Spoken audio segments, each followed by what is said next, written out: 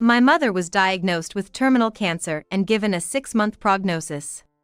She wished to spend her final days with her family, so I discussed moving her in with my husband. He flippantly responded, "Sure, if it's in the storage shed." Her wish never came to be before she passed away, and I was left in deep sorrow. To my surprise, my husband was then diagnosed with terminal cancer. When he expected me to take care of him, I couldn't hide my anger. He had ignored my mother's plight, but when it was his turn, his attitude was completely different. Outraged by his selfishness, I decided to take a stand. My name is Susan. I'm a 60-year-old housewife. Though I say housewife, I just recently took early retirement. Though it may sound strange to say so myself, until recently, I was a high-powered career woman. Though I wasn't blessed with children, I worked hard, juggling my job and household chores. But it seems I'm the only one who sees it that way. My husband, George, thinks differently. George is 3 years older than me. I got married when I was 25 through a blind date. My father used to run a small subcontracting factory, but due to economic downturn, it fell into poor management. To keep the factory afloat, my father had chosen to merge it with the company that placed the orders. That company's president's son is my husband. In other words, ours was a marriage of convenience. George was rumored to be living off his parents' coattails and seemed to have been told by others to settle down early. As for me, I was desperate to keep my father's company afloat, so I didn't really mind. Because of these circumstances, our relationship as a couple had been rather cold from the very beginning. I believe one of the reasons we couldn't build a good relationship was George's typical male chauvinism. In an era when it was natural for women to become housewives after marriage, I chose to keep working. "It's your freedom to work, but of course, you'll also take care of the house," he said. "I know that," I replied. For over a decade, I've been juggling work and household chores, but George took it for granted, and I have no memory of him ever showing gratitude.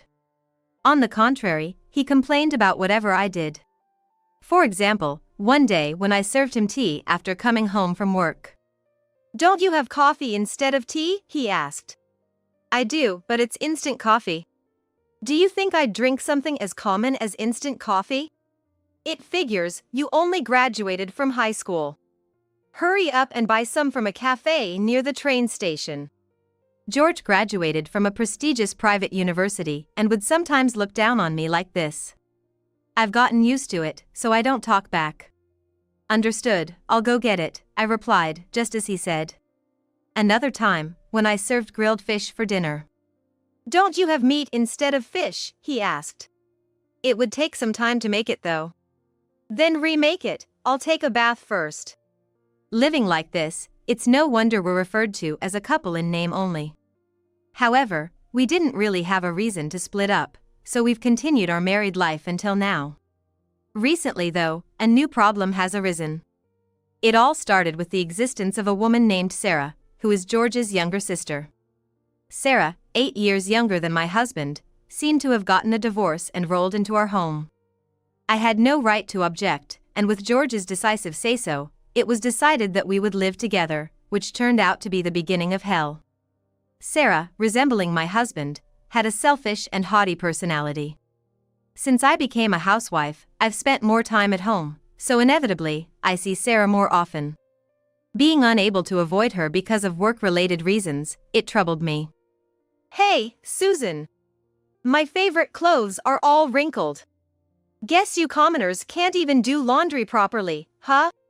Well, what am I supposed to do? I was so shocked by the amount of complaints about housework, which was just as bad as my husband's, I couldn't even respond. "Look at that face of yours, despite being a commoner. Iron my clothes already." All right. Did she forget that she was living here as a guest? It was a daily occurrence for Sarah to treat me like a servant. "Susan, you're free today, aren't you? I want to go shopping. Can you let me use the car? I have some things to buy too, so I don't mind." If I talked back to her here, it would just cause trouble. This was because there was a precedent. Whenever Sarah was displeased with something, she seemed to report it to George immediately, and I often got scolded by him. Not just about things that displeased her, but she also reported things that didn't happen, as if I was harassing her, which was causing me distress. The reason wasn't clear, but apparently, Sarah loved George very much and seemed to despise me. Trying to avoid being nagged at all times was mentally draining, and it was stressful to think that this life would continue forever, but I wanted to live a peaceful retirement life without causing any troubles. For now, I kept silent and did as I was told. After I dropped Sarah off at the shopping mall, during my own shopping, my smartphone rang. I received a call from an unfamiliar number. And as I answered it suspiciously, "Hello? Is this Susan Harris? Please come to the Liberty General Hospital immediately. Your mother has been urgently transported." My mind went blank at the sudden contact, and while I was lost for words, "It seems a passerby found her collapsed in your home's yard and reported it," the person on the phone told me. My mother, Margaret, turned 85 this year. After my father's company merged with my husband's, he unexpectedly passed away, leaving my mother to raise me on her own. Having no siblings, my mother is my only blood relative. When I heard that she had collapsed, I couldn't keep my composure. Last New Year's, when I visited her in the apartment where she lives alone, she seemed so lively. Just as I was about to rush to the hospital, I received a call from Sarah. "Hey, Susan. Where are you right now? I've finished shopping, come and pick me up." "I'm sorry, it seems like my mother suddenly collapsed. I have to go to the hospital right now. Can you manage to get home on your own?" "What? You're just going to leave me alone? I'm sure it's nothing serious, so don't worry. Don't joke around. I'm going to the hospital anyway." While feeling frustrated with my sister-in-law who wasn't worried at all, I ended the call abruptly. I rushed to the hospital as told. When I arrived at her room, my mother had already regained consciousness. Her face, which I hadn't seen in a while, seemed a little thin. As I stood in front of the hospital room door, she noticed me and gave me a smile. Seeing her expression, I felt a sudden relief and my body felt lighter. "I'm sorry for worrying you. When I heard that you had collapsed, I freaked out. I was gardening in the yard and next thing I knew, I had fallen over. I guess I'm getting old, huh? I'm glad it's not more serious. But please take care of yourself." Looking at my mother's usual cheerful demeanor, I felt reassured, but I also realized that her age was starting to show. After that, she decided to be hospitalized for a precautionary examination. With everything going on with Sarah and my own problems, I didn't have the energy to worry about my mother. Just when I thought I had to be more mindful of her, this happened. A week after my mother collapsed. When I went to visit her as usual, she told me something. "The result of the detailed examination showed that I have terminal cancer. It's already spread to various places and my life expectancy is about half a year." "What? That can't be." "They suggested that I receive palliative care at this hospital, but if there's no chance of survival, I want to spend my remaining time with my family." My mother spoke in a calm tone, but I couldn't digest the situation and couldn't find the words to respond. I was desperately trying to hold back my tears. However, while my mother should be the one who's suffering the most, she seemed to be accepting everything and looking forward. Seeing her face, I slowly began to understand the situation. And I started to think about what I could do for her in the little time we had left. "All right. I'll talk to George about living together with you." "Thank you." That evening, when George finished eating dinner, I said, "I have something to talk about." "What is it?" "You need to talk about it now?" "I went to the hospital today, and they found out that my mother has terminal cancer. It seems like she only has about half a year left." I had acted strong in front of my mother, but as I remembered the conversation from earlier, I felt the tears welling up again. "So? What do you want me to do about it?" My husband George fiddled with his smartphone in a way that left me unsure whether he was listening or not, but I continued nevertheless. "Mom says she wants to spend her last days with her family. She won't be a burden, so is it okay if she lives with us in our house?" "Huh? What are you talking about, Susan? That's impossible, obviously." "Excuse me? I was momentarily taken aback by his unexpected response. "Didn't you hear me? I said it's impossible." "Why not? I'll take care of Mom." "I don't see any problem with that. Why should we live with someone who could kick the bucket any moment, huh? Isn't the hospital going to provide palliative care? She can be taken care of there along with other old folks, right?" I agree with George.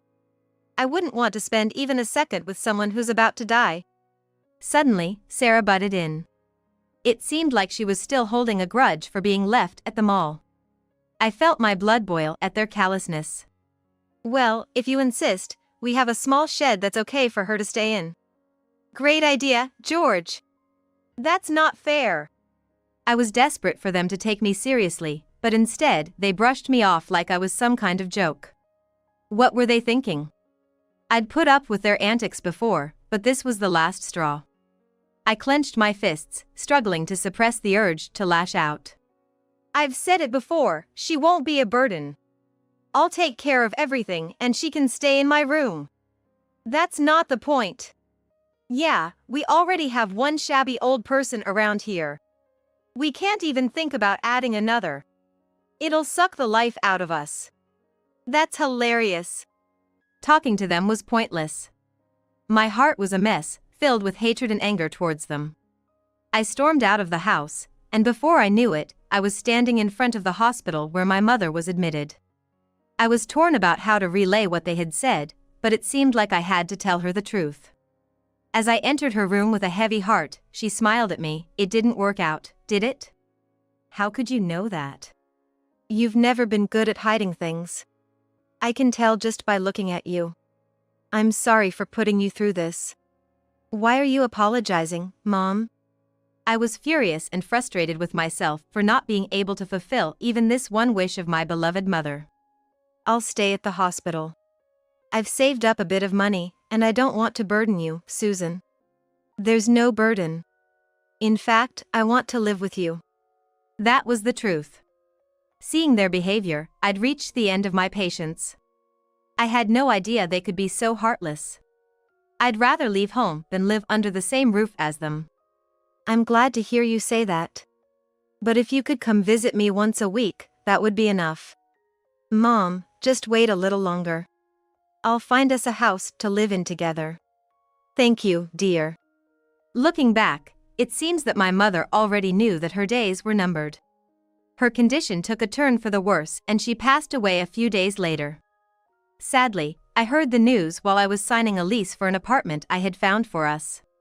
It was all so sudden that I was left in a daze, unable to focus on anything, living my days like an empty shell. Even when George and Sarah berated me, I didn't feel anything. In this state of feeling like there was a gaping hole in my heart, I had to act as the chief mourner for my mother's funeral. When I was selecting a picture for the memorial service, my memories with my mom came rushing back so vividly, big tears started to fall from my eyes, and I couldn't stop them. With me beside them, neither George nor Sarah bothered to help with the funeral arrangements. Instead, they were laughing out loud saying, "Told ya so, huh? Should have listened to us, right, and never thought it would end so abruptly, huh?" With my eyes red from crying, I glared at them. "Geez, that's scary. We didn't cause this, you know? George, are you okay? You've been coughing a lot recently, haven't you?" "I'm fine." I couldn't be bothered with George's cough.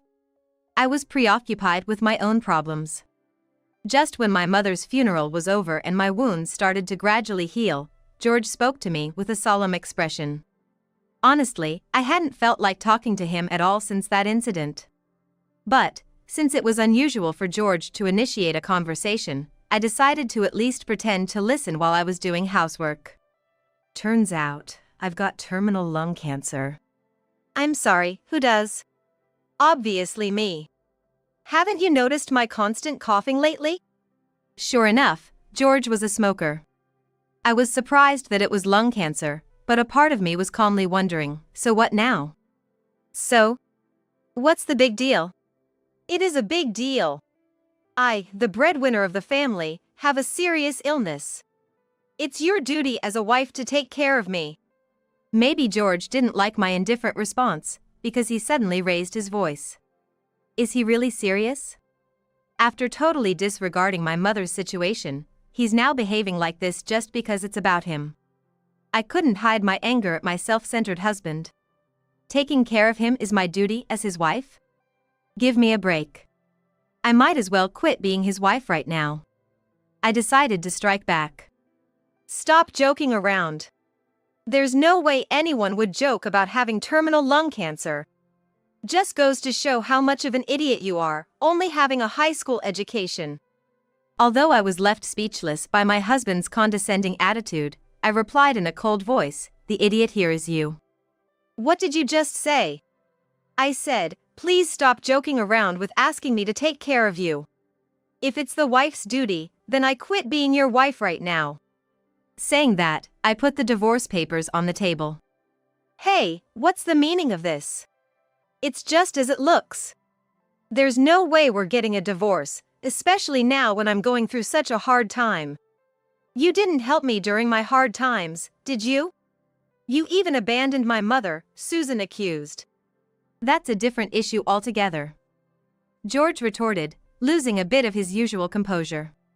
He probably hadn't expected that I would file for divorce. The timing and reason for the divorce was all I needed. I had decided at some point that it would happen. It wouldn't be an overstatement to say that I waited until the time was ripe, considering my mother's situation too. I can't live with someone who's unpredictable, I stated.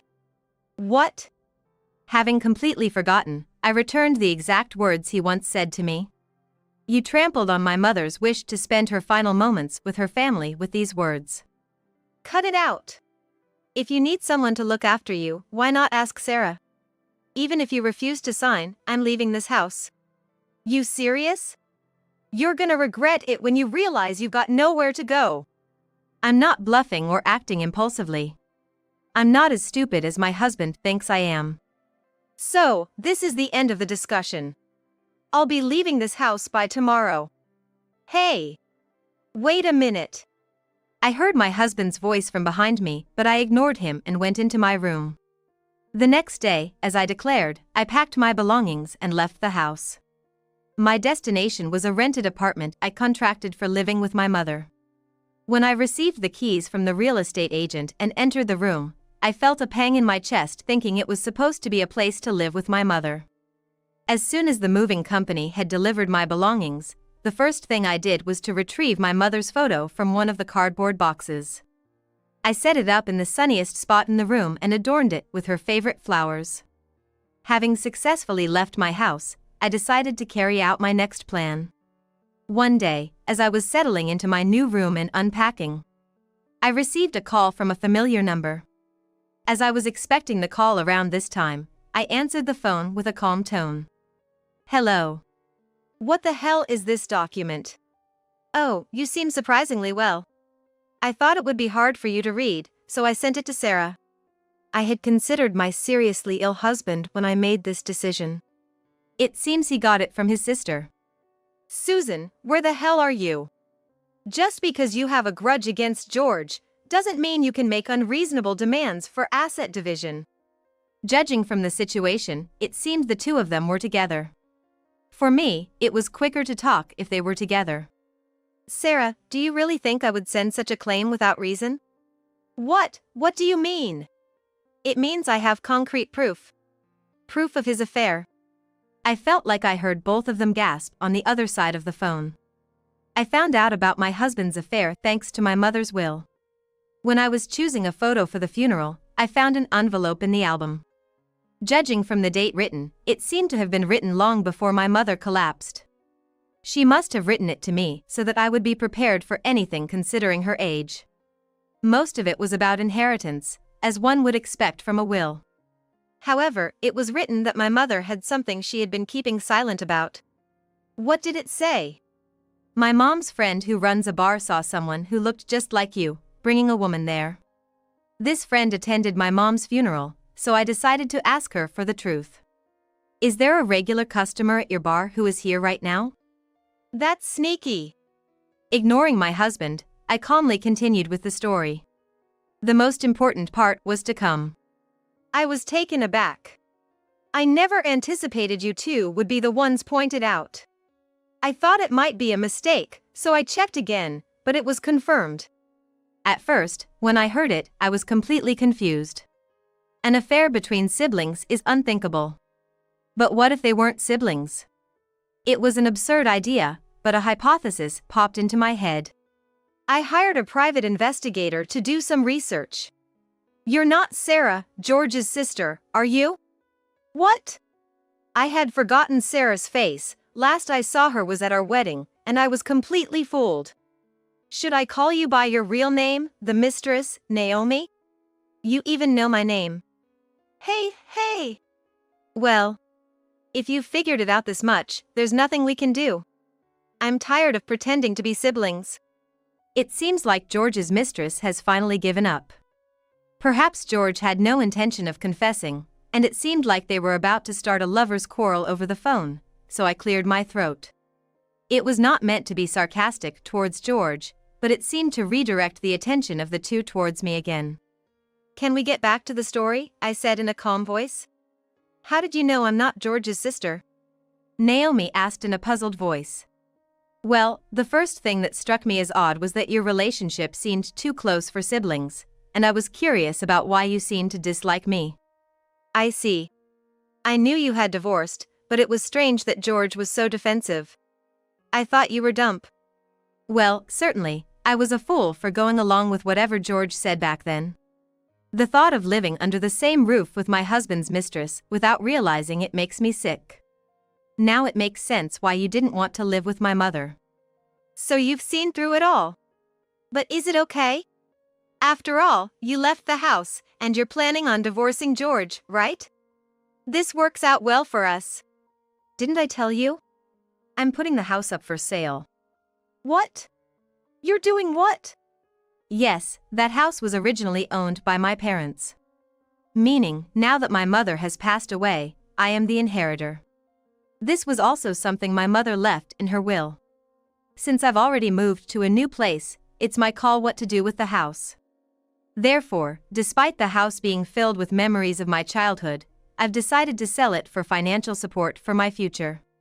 I'd like you to take a close look at this document. The money claim is not just against the husband, you know. Wait a minute. It's jointly signed. Well, if I'm going to divorce you, you'll have to pay the price. Hold on. I have hospital bills and surgery costs coming up. I can't possibly afford this amount. What am I supposed to live on if the house is sold?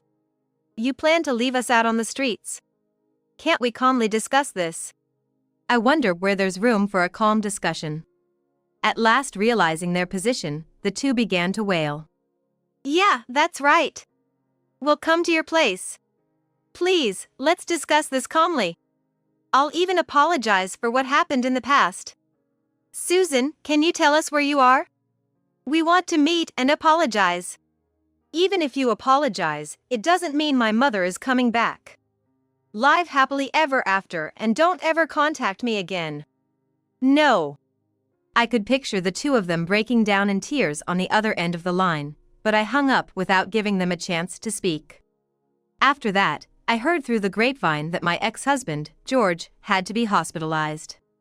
Despite all his mockery, he's now receiving palliative care in a shared room with others suffering from the same illness. Apparently, it's challenging for him to work, and he's stretching his limits just to pay his medical bills. The payments for my damages seem to be on hold for the time being, but it seems that George's company decided to step in. Incidentally, the reason George had to be hospitalized was because he was abandoned by the woman he was having an affair with. It seems that even the mistress found it bothersome to care for George. Even though she abandoned George, it doesn't mean that the mistress's damages payments are nullified. It's a considerable amount for her current job, so she seems to be working tirelessly day and night. You could say it's a punishment for treating me like a slave and living in leisure. She seems to have tightened her belt considerably, losing weight drastically, and supposedly regretting what she did to me. She seemed to have tried to contact me several times through George, but I ignored them all. As for me, I've been living a comfortable retirement life with the funds from selling the house and the stocks my mother held. Surprisingly, these stocks were from the company where George works. In other words, it turns out that the company my father used to run was merged with the company where George works. Given the percentage of stocks I hold, I even have the right to speak at shareholder meetings. Perhaps my mother was trying to reclaim my father's factory someday.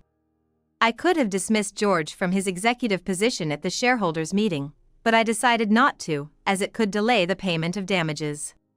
Above all, I felt that my mother would not be pleased with any further revenge. The best way I could honor my parents is by living as long as possible, for both me and my mother. It seemed like the photo of my mother was always smiling with her usual smile.